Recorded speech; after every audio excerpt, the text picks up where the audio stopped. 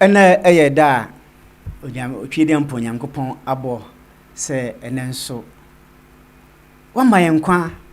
ade akye de na se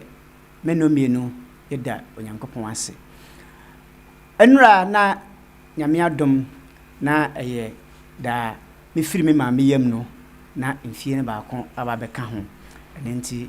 atiefo ene ahwefo a omemaame tiri nkwasem nyina no nso medomase se omutimi eye saa na memfa kwanya we so na menchi a bafo Sakyi Akomea oye epredehene ewo doman konwa asase so na menchi a ne maame enso ene abusuafo nyina ene ye ba besua de na de ba besua no eye ne a mu bedin eye adesua esan ye ensem a ye de eyi ensem bia no enipa bi no ma yomadwen se omo ya abonofo nanso ombeyi obonoman no ombeyi omama na mepesa meka sa semwe na mede hyemasem ne nyina se empanyimfo na kan se utwa wotakyerema na wototo na wowia onwe nam bia utwa wotakyerema na wowia onwe nam bia adanti na ma meka sa semwe eye lawyer bia ya dinachi asua niam bebre ewo ne radio presence mu asua niam bebre afiro na nsem bebre o ha waka afi na bradru se esase ebisa no ho asem na obabeyi ano na se wantima anyi ano yi a ye hu sania nipa no ne tebia tie nipa me pesa me kane ho asem nei eye Lawyer Obiri Boahen a ofiri Sunyani edomase onamba be kane ho asem Lawyer Obiri Boahen aye nkyerɛkyerɛ bebre eka bakosem bebre ono de obi anim se ewo history mu no ayade a oka history bebre enenti ogina radio so TV so ekyerɛkyerɛ enema bebre a efa bakosem ho nanso ensem ne bi ho a waka aduru brebi a nesese ba na yema ne domo asuko na hu sa asem na oka ne no kroma na asa no kurenim ko Asupra TV ya YouTube page no na subscribe na share na afei uko TikTok nso a eye Asupra TV kro no a na wa subscribe na wa share na wa like na afoforo nso anya bi asua na afoforo nso anya bi atie eye host Odombarima Akomea Sakyi mena bere ne bere nyina menu esua de na afei yesua mamre ene amane Lawyer Obiri Boahen asembe na okan ya ene abase waka asem bi a memra na mra meyi no ano asema okan ye eye asema eye sunya kronti hene eye obo ama bofuti abo mponsem ekan ye wo bra asante hene otumfo osetutu ekan se sunyaman ne dia sunya kwam hene nso kokan bi se ampa sunya na sunyan som sikadwa wo biribi ya atwam na kronti hene ba abonten be kan se da bi anya nokre esan se sunyan ensum sikadwa kofi ne da man ne putu sensitive question intellectual argument na oputu na cross argument oputu na cross ne se nana kwakusa ben ababi otosumienu ya kwamhene ne gidi se ampa se sunyan aso asanteman da onkyere ohene kora okokoso aye ne afekora okoso aye mu na osan edisa question na bitu asoma otumfo se tutu se sunyan aba som sikadwa kofi da omunkrata ho no omunfa nkrata ni nyina mara no mfa mara medi adanse se ampa sunyaman asom sikadwa kofi da sasemi na Lawyer Obiri Boahen okire so na o aburuchire na otiye no msende ma no na obaye no na esese obabeyi ano no abrantie bi nso a oye hosta onhwe so se obesua de yiye na omoti asem ne ba bia so ni sinia na omafa ba bia ompe na omode nam abrantie ni interview no ma ne kan na o hyase no o kan asem bia no kuremu ni Lawyer Obiri Boahen minim se oye nana watena apunwa so pen sane o hye nasam nase no anya ni die kasa ese de kasa o hene ho esanse o hyase aka no asam kan so ono nso sunya kronti hene no aye kasa honte na ye kasa enni kwan sanka ono sapanyini oye Leonard oni mama mre watena konwa so no enni kwan sanka ode sa asam crash nasam nase se ono nso so no ene san a kyerɛ sɛ bra bɛka sɛ ɔno nso so no na nipa no a wo kana sɛm no ɛyɛ nea ɔmfa bo anidie ketekete kora ma no na nya nwanwa ɔmfa anidie ma no a enya nwanwa esan sɛ ɔno ankasa ne kurom a ɛyɛ ɔdomase no wabitire wabitire obunoman ɛni nti sɛ ɔmfa anidie ma ɔhene bia ɔbono ha yi a enya obia nwanwa na ɛya sɛ adurubere bia na sɛ argument bi ba beto hɔ na ɛyɛ intellectual argument a we just do here say ne ade yɛ adwuma menya sure sɛ Lawyer Obiri Boahen sɛ nea onimu de no sɛ nea wasua ngoma akɔ akyire no sɛ nea onim amamre sɛ nea onim abakɔsɛm no menyi ni sɛ ɔde here say bɛyɛ adwuma na nsɛm ne bebre wɔ hɔ ɔde here say na yɛ adwuma firi ankorabere mu nyinaa for over 20 years ni a mehyɛ ase sɛ metie Lawyer Obiri Boahen nsɛm ne bebre wɔ hɔ a ɔka ohu sɛ we de enni krata gyina so bia na sansɛm ne bi na waka ne nei ne ya waka ne ne bi ye bɛka ho asɛm na nsɛm ne bi wɔ hɔ ɔka ya mepɛ sɛ meka ho asɛm a sunya krontini ka ye ne sɛ so bigyi di sɛ ampa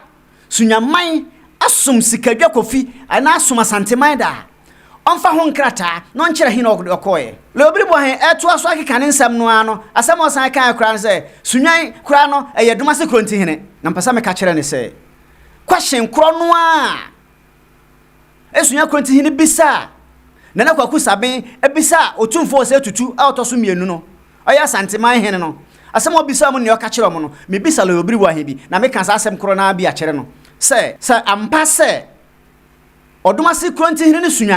sunyan dia ɛyɛ dan na ɔma okronti hene kwan ma ne baba yɛ man hene na ɔhene ban na ɔbaba so akyerɛ ɔdomase hene koro na ɔka no na afi ba mu no ɔsɔye Lawyer Obiri Boahen temenka ɔmra no mra mai sansɛm ya no esan sɛ wakeka sansɛm ya ama ɔmo hwɛso ni ba nso aba ba gyina hɔ aka bi sɛ kokɔ ha so kora na ɛyɛ dia na sunya hemfie kora na ɛyɛ domasefo dia ampa wobɛtimi anyadan wɔ sunyan enti Lawyer Obiri Boahen ne pɛsɛ ɔkyerɛ sɛ ɔtwe amanso sɛ ɔmo twe amanso edi bem ɛwɔ court wɔ bire afi bi atwam ɛma yɛka sɛ fie bi yɛ ɔmo dia sunya asase nyina ne yɛ ɔmo dia na ana sɛ sunya asase nyina ne yɛ domase dia na enya domase asɛm ne nahia domase asɛm ne de emmam na Lawyer Obiri Boahen akeka nsɛnsɛm bi a ɛno nti na ma me pɛsɛ me yi ne sansɛm wo ya no na me bisa ne sansɛm wo yi ɔnya na dwen sɛ ɔno nko ananim abakɔsɛm a ɛwɔ wiase nyina ɔhene kora osai kyerɛ ɔhene na ɔbɔ ne din no ɔmra ayɛ domase no a Sunyani yɛ kronti hene wɔ hɔ enti domase ne ni kronti domase saa bia ne ni kronti hene no ɔmra na ɔmra mɛkyerɛ ɔhene korɔbɛ ɔhene korɔbɛ so na ɔkyerɛ wi a na ɛsɛ Sunyani nyina akɔ domase kokɔ soma Sunyani bɛkɔ domase akɔ na onim ɔhene bia din ɛyɛ nkeka na ɔkeka ne kɛkɛ mama yɛ nkɔ na nkɔnkɔ tie asɛm a Lawyer Obiri Boahen as learned and seasoned lawyer okaye mama yentie nyane kronti hene se Sunyani ensom asante minda meti ya na mosu meti mura urade fa bebo ne befre kronti hene no babutu na konya wo Sunyani kronti hene no babutu na konya e wo Sunyani ansa no be kasa asem abere o kan na se ne mu abrokiri nimtie ye ne me follow ye Sunyani esungaye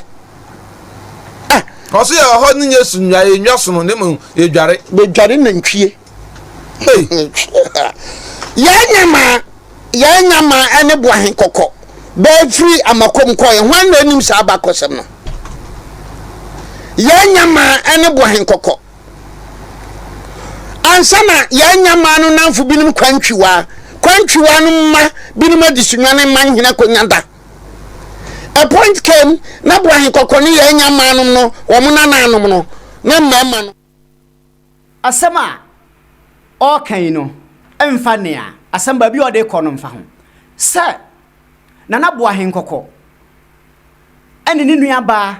na nyama efira makom no enkyerɛ sɛ sunyaman asoma santeman da sunyaman soma santeman da Lawyer Obiri Boahen mra mɛkyerɛ afikora sunyaman ne kokko sɔe kyerɛ asanteman ɔnkyerɛ afikora sunyaman kokko sɔe kyerɛ asanteman na ɔmfa ne tete abakɔsɛm na wakeka ya toto obetim no eno amfa ma maya adwuma say ye say na ode ye ninsam anasa ode di ninsam ode a ene de na ehu pa isan say ye hie say asem na wo ka bere pan na ye nyama anasa Boahen kokko abusuane ka kire on ne say omo wa kosoma Asante da ana omo wa koso ya kire otumfo da bin sida na bin sun sida mama yanti asem a obo ma bofu tire sunya kronti ne kan ya minim nenti ya Lawyer Obiri Boahen o chese omo fra ni fra brochire e chese omo sete no se onye obi a obayi bunu manyama na ntina me di kan ne se me pesa me ka kire ne se o twa atachire ma na toton wi a wonwe nam bia na bunu ne bia hia no ono so hia bunu ne bia na bunu ne bia anji ne view na momo kan se manya no kro de a ye be ka kire asem na o kan ne no kre asem na o kan no o gidi se o wo bibi o kan on fa ho nkrata mra moma ntie ne a sunya kronti ne kae Sunyani enhye sikadwase minnim se Sunyani enhye Asante mayase Sunyani enye subservient to any traditional area yansom brihini bia ya konwane hya hini bia se Sunyani ye de ye ho Sunyani eye ne man Sunyani ewo ne tumi Sunyani wo kwan e fa so kyekire nya ohini bia na de Sunyani eba besi ho e de hye wo bia ansa befame obo aman bofutia bo amponsema otoso mienu mene Sunyani kronti hene na ensembi ene niema bi akoso ewo aha a ehia se meyima no na mekirem de edikan no Sunyani akwamu hene a oye acting president of Sunyani Traditional Council no waka ensema hodo mienu bi ewo videos ahodo mienu a nipa betibia ne de tag me se me na meka asa asem no nanso mpese me hia mo enne na meyima no ede ekire mo se sansem no a Sunyani akwamu hene ekaaye no enye Sunyani kronti hene obo amambo futi abo amponsem na ka sa asem no de na metete no se Sunyani kronti hene se emre bi atwam na Sunyani ka Asante ma kanse ho a wajatum se na hoye western Asante na heze de enka Asante ho bi ti se Sunyani kronti hene wonim na amamra onko no ko Sunyani abakose miye de edikan pa no eye se eye mekobono de edikan no omo msantwefo bi kobisa no efa sa mekobono no program no ho asem ema na koka ensem bi se ebre bi a atwam no na ebono ene ahafo nyina esom Asante man a eye otumfo na enne na nipa no anya kwan na fe anya fa ahodie a afede etebo ahafo nti anya fa ahodie true abronchempem sa asem na a okaaye no omo de tag me na anya me na me kaaye na mom na nakwaku saben a we Sunyani akwam hene na ka sa asem no enne nso so be otumfo akoka se bunu ahafo anabunu enkuro bebre wo ho a eye ne dia na oboboye mane ba bedru se Sunyani sokra ye ne dia enti ensantwefo kobisa na kwaku saben bio na kwaku saben esa kire mu bio se eye nokre se Sunyani na yasom sikadwa ewo bre bi a atwam na enne de esa abronchempem nti ye ntoaso ensum sikadwa bio omosane ekokoye sa video no a na makwa hu se blogger bi nso so akosom a blogger no o kire mu se yesi Sunyani kronti hene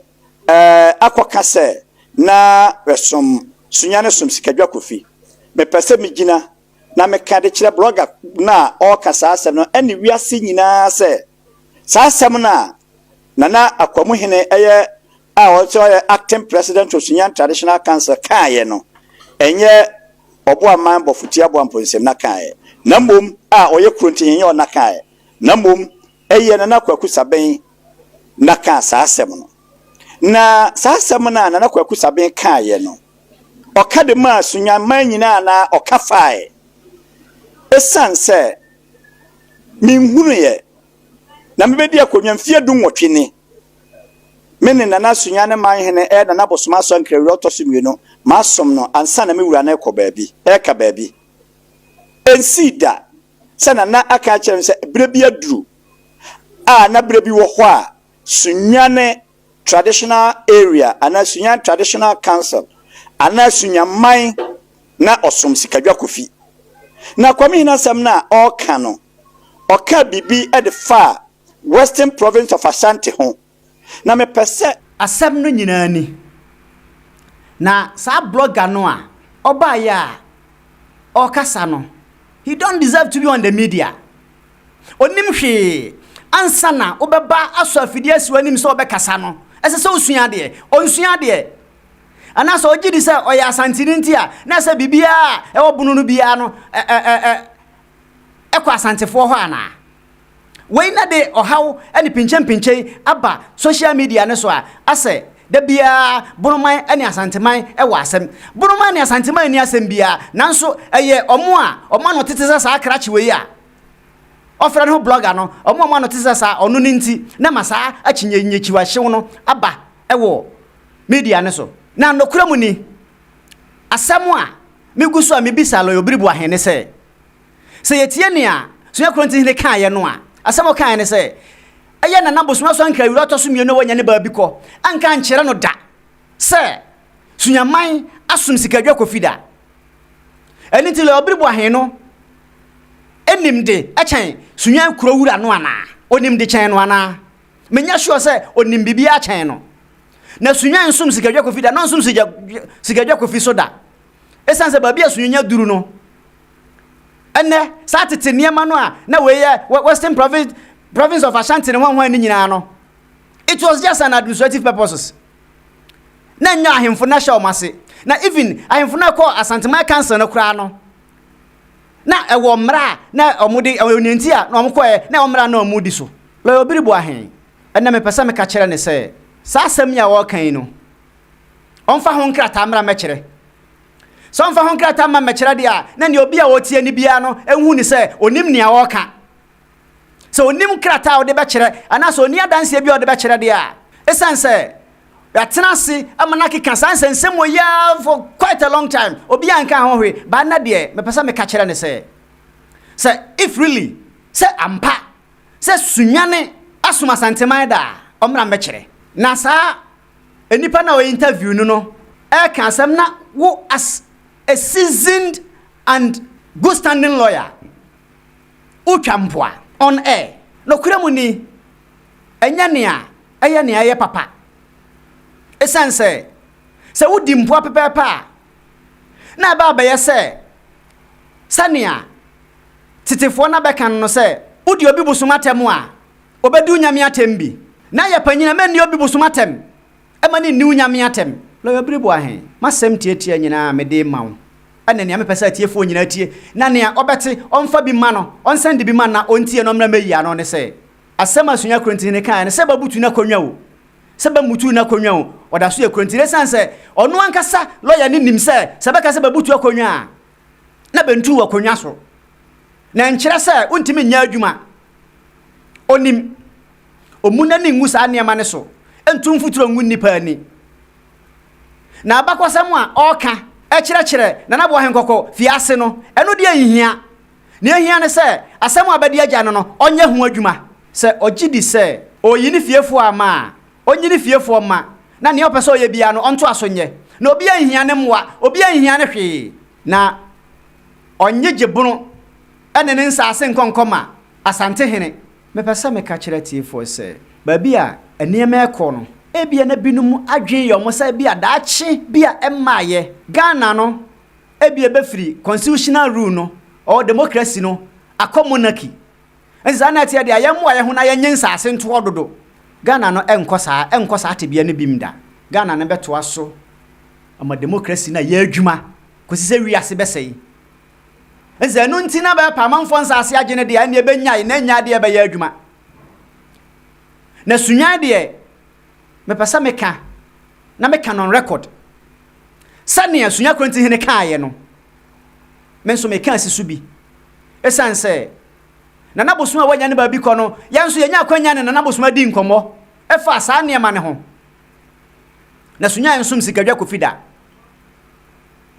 Sunya de ne ho se kuro se empo ukuro ne kasi ate se wonsam kura eye ukuro Sa beka na man hene a beka Sunyani ka man hene fo ni hu bi se kuro ni so anasa yeso ma misa Lawyer Obiri Boahen a o ka se Sunyani dumase ba ko no kronti hene ni krontire ni Sunyani no ma misa ne se enti dumase na so sa dumase bia no enni kronti hene ebesi sa mere ma misa no sanea onima Asante man abakosem pa no yenim se na matete se ye nokore ananya nokore no mate se kumase kronti hene ne ba ntema hene kumase ne man hene ne hwan kumase ne man hene ene hwan sambaka ya adusua baako a Ghana amamra no e ka se ahene ma eye panyine nyina ya man hene fo na hwan na bo man hene ma Sunyani hene ana se Sunyani enya man hene ono ankasa e ka ho asem mesere no oye papa panyine oye krachini onimadwuma onimabakosem onkania eye nokore turodo onkania ase ene nokore se ana oka ma na da ne nokore da bi Lawyer Obiri Boahen wada roma nsema me bisa oni afi be mu na Sunyani kosuaye kire Asante hene na ohene be na okoye na sa ohene ne kono na kronti hene be na ho sa mere no na kwam hene be na ho sa mere no o wankrata on famra na on kire hene kuro kosuaye kire Asante man nia esan toso bio mesia bisa no esan se waka kire ama omohweso ni ba no nso ba be kan bi se Sunyani aya dumase kronti hene ohene kuro osai ma dumase man hene sa mere no omo ohene kuro din kronti hene na ho sa mere no omo ni din afikro no on kire afikro sanya saade a so ntimi nkire ohene kuro kosuaye kire no ene afikro so ayemu a emfa ho nkrata ene ho adansidi emade a mesere se onya na emfuturo na otugu nipa ni ode ba yo sa ampa asema oka sakrachi ni papa oya historian no na ya agina sem na tum se ampa onimnia oka se sa niam we amma se even obaba yi anu mpo na se wa ma evidence with documents na sem na oka na oboa enenti Lawyer Obiri Boahen brana be isansem we ya no na yegusu aye twen wo me ye host Odombarima Akomea Sakyi so person send the number o person send the WhatsApp message eba 0543 986 402 0543 986 402 that same number now so let me send the normal text message so wo asembisa anase wo mfoaso anase wo mwabi no obetimi de aba visit yan YouTube page no Asupra TV say open Asupra TV no a Asupra now the TV asoso yan TikTok nso Asupra TV kro no a na ene da bia no asem bia beba bia no ye beba ne aba beka Lawyer Obiri Boahen say oba beka asem no yi ano nyina meba be manamo so ntimi anse amana so san beka asem foforo beka no empanfo ka se amfo na kire ne ntoaso na se apase enko ne saa se ne a obia nim se ne obia nim no a ye nyina be ko ne saa eni ntimi sere ne se ani di aye wode ma no wo bonoman ni Sunyani mu ene dumaseman mu no eya ni di eso na omomoden se oden sem foforo be katakata na nidie nachi ama emrante ayenso ya ba no titifo ndia na boka be di ahwo ba na mrante aye be no boka ye manka na sakwa ye be bisa wo evidence a ode ka sasem no anenti Papa Obiri Boahen wada woroma se unni bibia ne nkrata bia de bekira jama Sunyani ho nto no jama bonoman ho nto no na bonoman eye bonoman Sunyani eye Sunyani Ghana man eye Ghana man Asante man eye Asante man maka chiro se subscribe ya YouTube page no like na share se ne ebe ya video bia to mu a onsu benya bi na koso da bia na yentie ewo Asupra TV so nananom nka ho obo ade nhira wo na oma ne awoye bia nkoso na oma ye nyina ye nkwa ye bedi no ye ni ye nkwa na ye me na se ochina ye firati asefo asase so ekoka nananom ho asamado a ombisa se ye ba de ne ye ya ye yakontapa bi abu a kire nananom nhira wo wo bra yesua de we awie madam ase